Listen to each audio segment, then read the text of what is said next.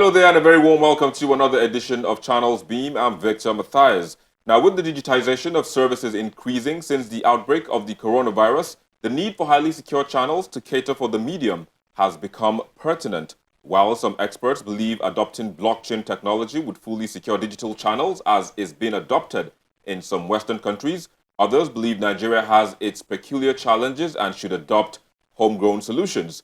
On this edition of the program, we will discuss how blockchain technology can shape the security and future of businesses and services as well as they embrace the digital route. But let's first take a look and see what made the social media trends in the past week.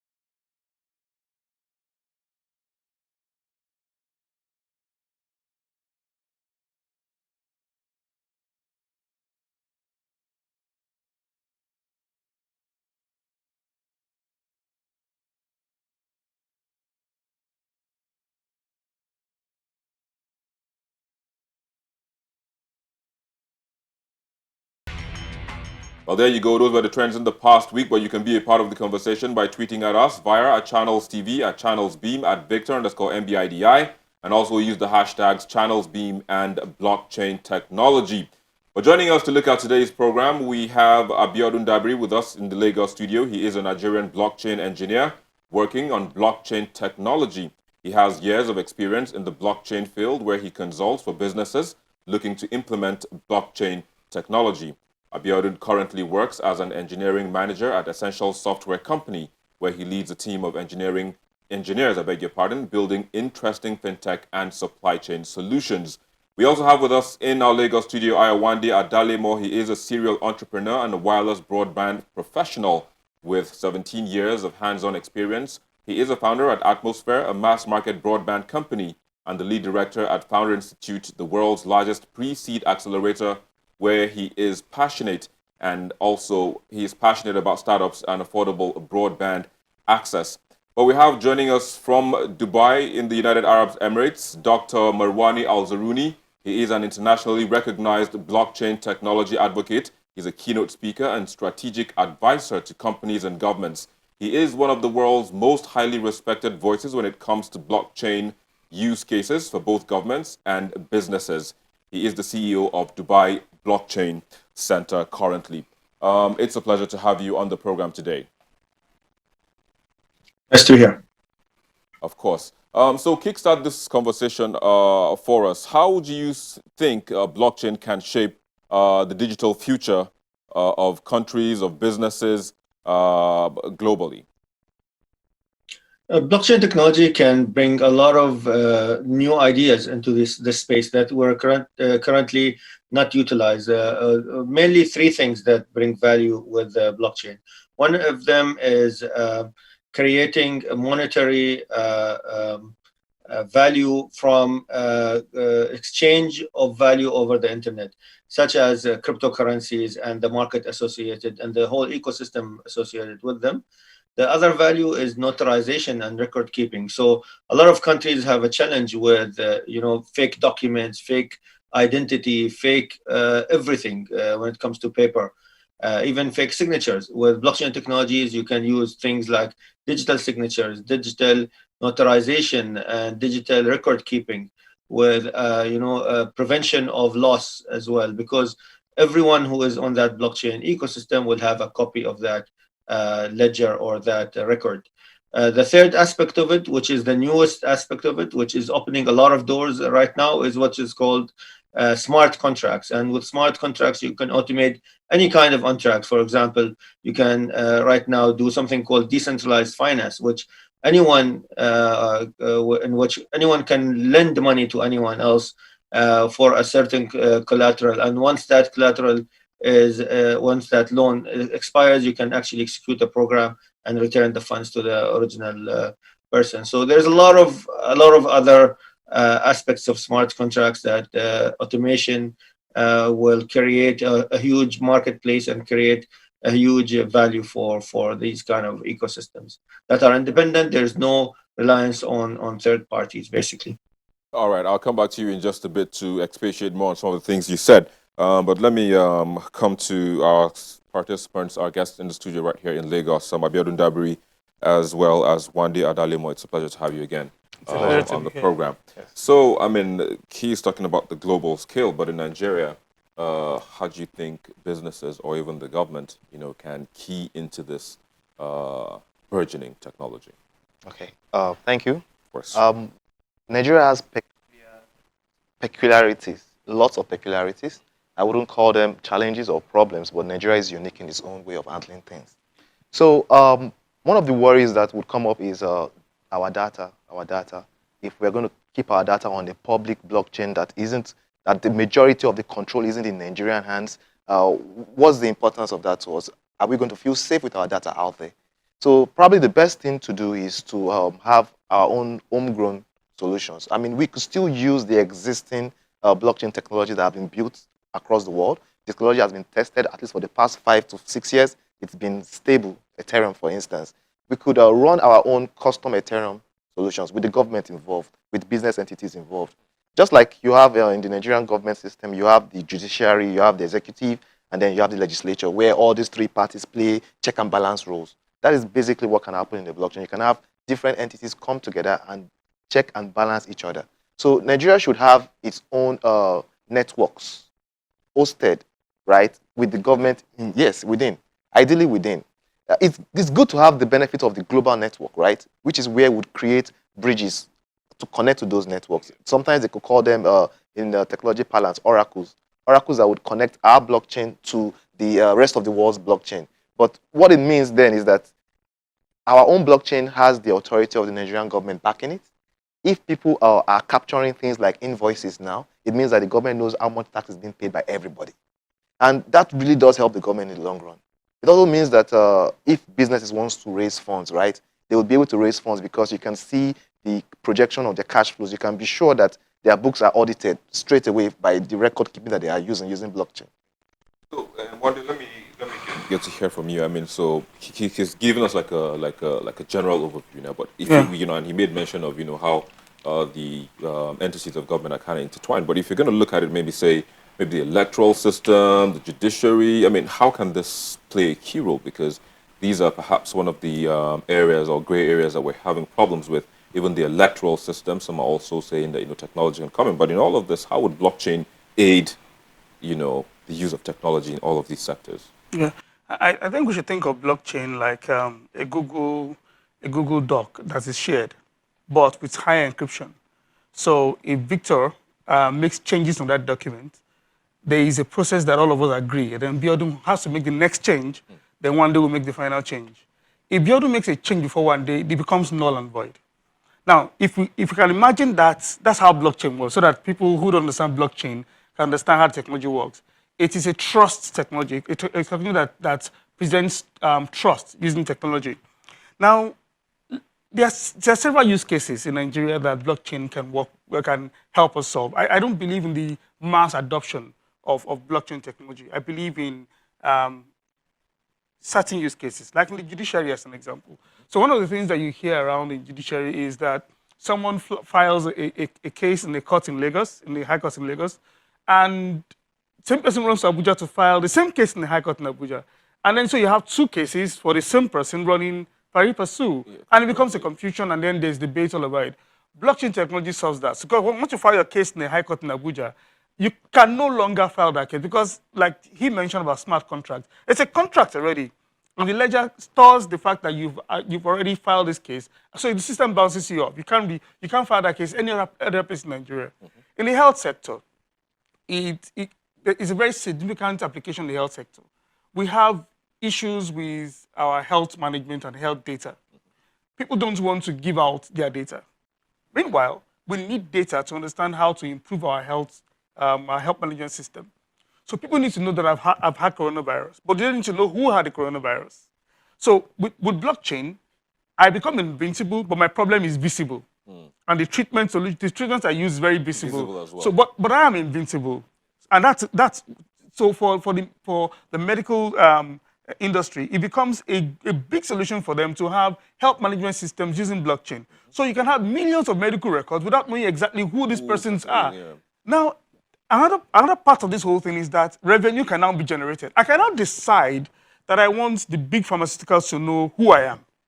So I generate revenue for myself and for whoever is in charge of the blockchain. So there's a lot of money. There's a lot of money in it involved. In all of this, let me bring back Dr. Al-Mazrui into this conversation. All of this, Doctor, there is the issue of cyber crime and cyber security. So how secure are these platforms if we're going to embrace them moving forward, looking at the fact that monies are involved, information is involved, data as well is also involved? So blockchain, like I mentioned earlier, it is actually a distributed ledger. Like my colleague here said, it's like a Google Drive, but everyone has a copy, basically. So that means if a hacker wants to hack that record, he has to hack everyone's computer, which is impossible. So what that means is an existing record cannot be modified. And even if you allow for modification, the history of that modification will be visible to everyone. So, for example, if you modify somebody's health record, the employee who changed it, he has to have a certain key to change that record. And everyone can see that change. If somebody changed somebody's grade in school, that somebody who had the right to change that record, we will know who he is. And everyone has to guard their own key. So there's a huge dependence on the person who holds the key to view a record and also to write a record.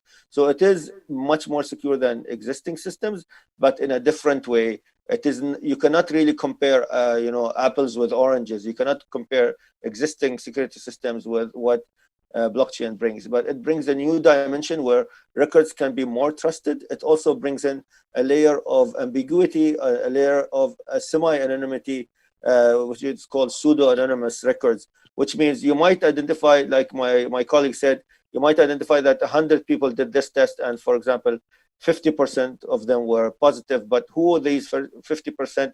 You can show the actual results that can be trusted by the public without identifying who exactly those 50 people were. And all that can be mathematically proven that actually there are 50 people with 50 different keys, with 50 different identities. And these are the particular nurses and doctors who did the tests. So you can do track and trace. You can do a lot of other things that were not possible with the existing systems. And you will have something very important, which is a single source of truth. So you will know if there's 100 people that voted, exactly there are 100 people that voted. There is no room for mishap or room for faking votes, faking results, and faking numbers, basically. All right. So just thinking when it comes to how would I put it now? Is it collaboration between players in the industry, say maybe in Asia, Africa? I mean, is there any form of collaboration for people to come together and make this a possibility? Yes, there are many ways that already people are working on, and pilots and actual projects have been launched already. I'll give you an example. For example, there's something called decentralized identity or sovereign identity. We in the UAE have a system called UAE Pass. It is an actual identity system. So anyone from any state can identify himself to any service. So for example, as a single login, you can log in with one identity, with one app, into all government departments, whether they are on the state level or on the federal level. You can also pay for things using the same identity. You can sign documents with your digital signature using the same app and you can verify other people's signatures through the same app. And this UAE Pass is a revolutionary kind of identity and also digital signature and digital vault and verification system all of them in one system that can be not only used here in the UAE but can be transformed and used anywhere in the world. For example, if somebody who is using a decentralized identity from another country comes to the UAE, or somebody from the UAE goes to another country, those collaborations can be done where we can recognize their identities and they can recognize ours, because we can prove that they've done in a right manner, and they can prove to us mathematically that they've done it in the right manner. Not only that, we can enable things like digital marketplaces, where we enable and vet everyone that comes and provides a service or a product on that marketplace, where the prices are transparent from the producer to the consumer, where the middle layer does not get any value of providing that middle layer, whereas the system itself takes the role of that transparent middle layer, where everything is clear and everyone is verified. So there's no risk to the buyer and there's no risk to the actual producer. All right, let me just hold you there for a bit. As well, hold you guys as well for a bit. We'll take a quick break, and when we come back, we'll talk more on the partnerships and collaborations that we can get from all of this. We'll be back in a moment. Please stay with us. Thank you for staying with us. We still have with us our panelists right here in the Lagos studio, as well as via Zoom from Dubai in the United Arab Emirates. So he was talking about collaborations just before we went on the break, and partnerships. Where do we come in? How can we key into any of these, like he has talked about? The blockchain space is very much open source, right? So there are quite a large number of Nigerians that have started getting involved open source wise. But there's still the need for organizations, right, to be involved, corporate bodies, even the government itself to be involved. At the moment, Nigeria doesn't really have a regulation that encourages or guides blockchain development or applications. And that is why you see a subset of blockchain technology gaining the major attention, and that way I'm referring to cryptocurrency and such, right? That's why you see these days you have almost 1,001 cryptocurrency and gift cards platforms. But that isn't what blockchain is about. Blockchain isn't just about tokenization of items and then exchanging of value.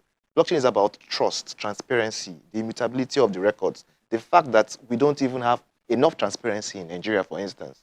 So we need more of those transparency, and we need to have some of those records on the blockchain. Say, for instance, you have meter assets, right? The meter asset by the discos on the blockchain, right? You know exactly who owns which meter and if they've been recharging or not. You would know if they've bypassed the meter, because they've not been recharging for months. And it's clearly obvious to everybody that they're not recharging for months, because that data is publicly available.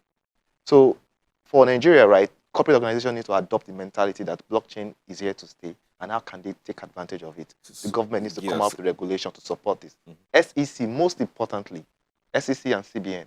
Because if the SEC and CBN do not come out with a proper guideline, right, you will find more people trying to do crowdfunding, and you'll find more Ponzi schemes and more scam tokens out there, because people don't understand cryptocurrency, they don't understand blockchain.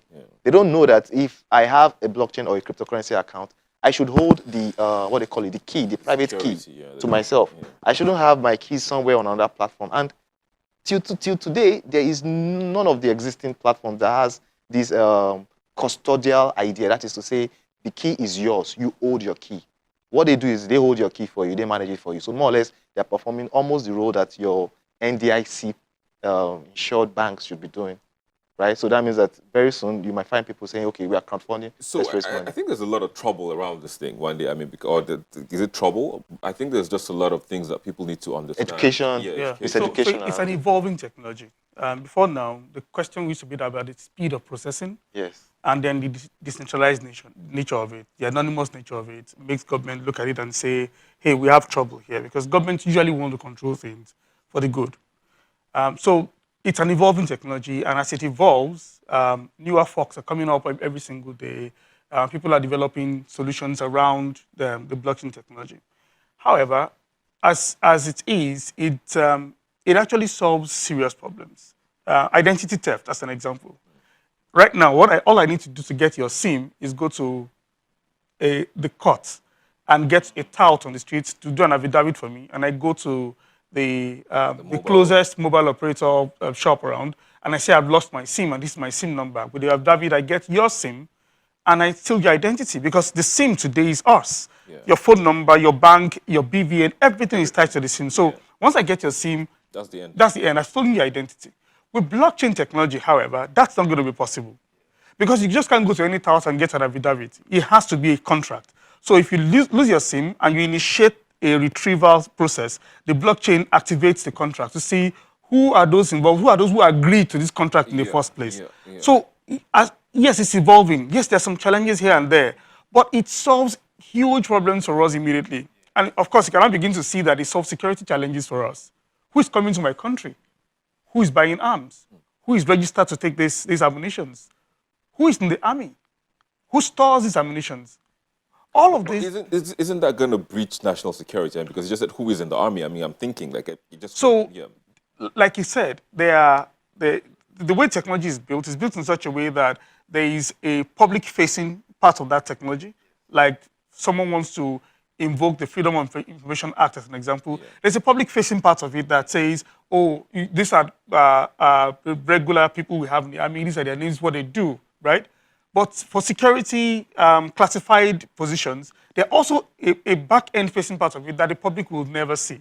And even in the military, the good thing is that no one can falsify or change those records once they are there. Okay. So once those records are declassified, the public can now say, oh, okay, this is exactly what happened. I mean, that gives me some form of, because when you said where people can find out who is in the military, I was already thinking, but so just as we round up, well, Doctor, you advise governments on, employing the technology. So, as it is now, like Abiodun just said here, he said, in Nigeria, we don't really have like a guided policy or regulation in terms of how we can use the technology, so to speak. Now, what would be your advice to the government of Nigeria and also players here in Nigeria? I think one of the things that we've done already here in Dubai, we released a document which is called Insight from the UAE, Blockchain Insights. I can share that document with you, or you can Google it, Blockchain Insights from Dubai and the United Arab Emirates. And within it, it has the different sectors, for example, finance, telecommunications, healthcare, and different, whether they are highly applicable or it doesn't really apply that much. For each aspect of these three aspects that I mentioned about blockchain, it will tell you which one is it highly applicable or medium or low applicability. And then you can actually draw a strategy for your country where you can actually focus on the things that is more bang for the buck when it comes to using the technology. And also it is the low-hanging fruit. You can have a combination where you're high impact and also very easily achievable, where blockchain technology provides you the most value. I'll give you a very small example. What we did in Dubai, we experimented with all these different sectors, and what we found out is that the financial sector was actually, for Dubai, what was the low-hanging fruit, at least, and also satisfied all three aspects. So records and notarization, smart contracts, also transfer of value. The president of Dubai Blockchain Center, thanks again for joining us on the program and sharing your thoughts. My pleasure. Indeed. All right, so just in wrapping up now, is there going to be any maybe blockchain engagement with the government, so to speak, now just in wrapping up, and also how we can pick things from what he talked about to make our own system better? Okay, so on some personal level, we've been interacting with the Nigerian Communications Commission to say, let's move our SIM identity management system to blockchain systems. Then InterSwitch, as a company, already has implemented a blockchain supply chain system, a blockchain supply chain management system involving about 6 or 7 companies and about 3 or 4 banks, and that's working. So we begin to see those of adoption and implementations, but we need to have this conversation around the blockchain solution, especially around tourism and around health and identity. Okay. Because if we're thinking of diversifying our economy, we need to look at how to secure that diversified economy. All right. What do you think about that? Just like you said, very much said what I was going to say. So blockchain would really help the country. Adoption is key.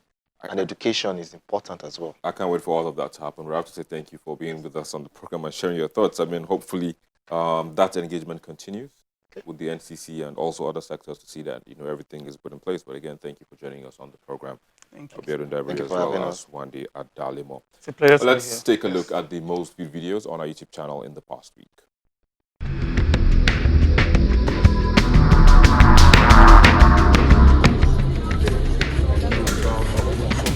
We begin this week's most viewed videos on a sad note as a helicopter crashed into a building in the Ikeja axis of Lagos State.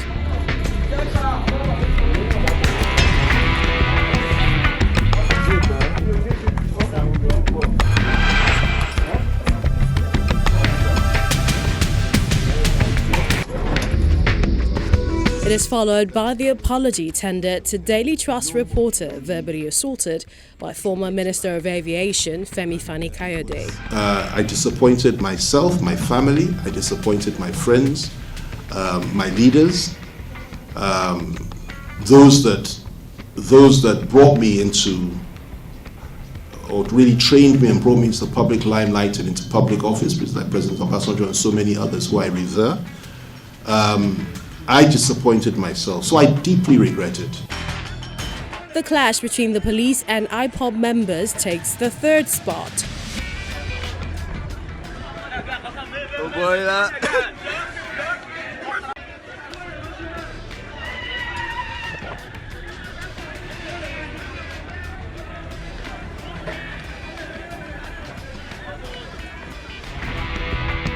Second, see the confession of suspected killers of Uniben student killed in a church in Benin City. Don't monitor whether person dey inside the church. Me dey road, they carry 2x4. So me go the town say man come. I come follow all of us enter church the same time. To God and mine, I no go lie. They no rape the girl. We no rape the girl. You understand? They me come carry that fire especially. I come use and stone the girl. Come me say the girl. Now everybody just like for the church. They not like my children. That was number one statement. The second statement now, I say not be so again. Say now 1.5 million. Say may they take do something for her.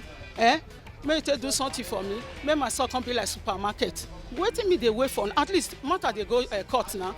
If they go court. So now be the team, my sister.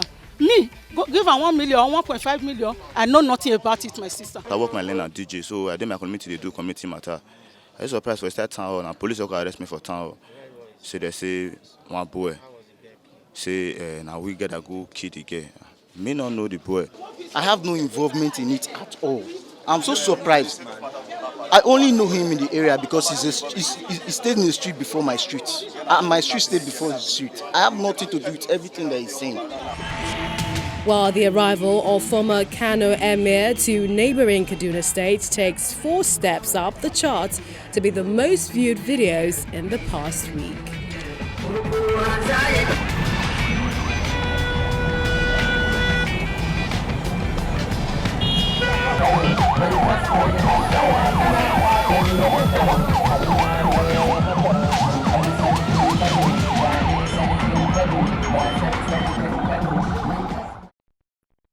And there you go. Those were the most viewed videos on our YouTube channel in the past week. And that's where we wrap it up on the show today. Thank you so very much for watching. I'm Victor Matthias. Bye for now.